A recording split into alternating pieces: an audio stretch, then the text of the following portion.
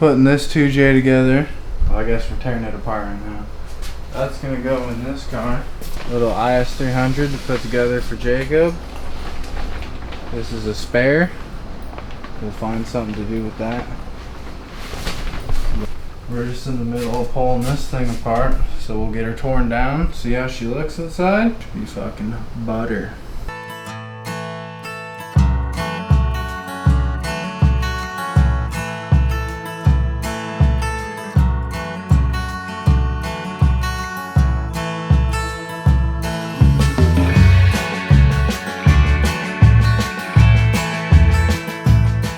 So, we've been using this 6-point Torx bit on these JZ head studs or head bolts, which is the incorrect tool if you've worked on one of these, but we're trying to get away with it. And we've now stripped out this head stud.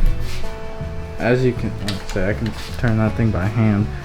So we've chooched it pretty good. So now we're gonna drill it and see if we can get it out. That might get interesting, but we'll see.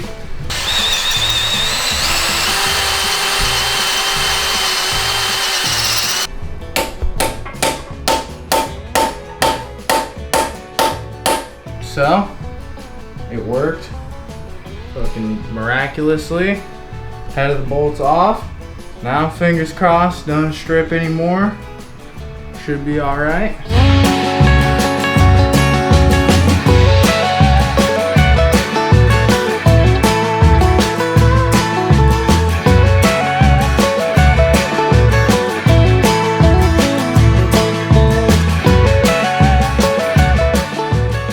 Here's the deal.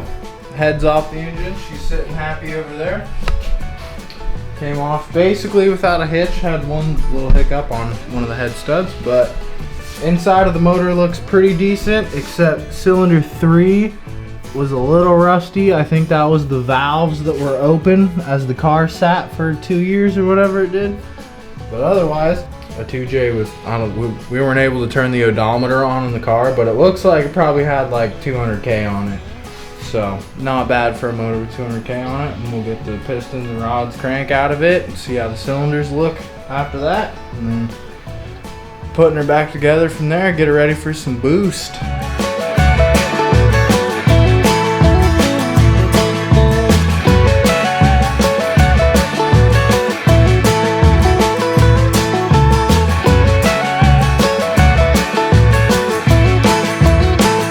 Got the block torn down.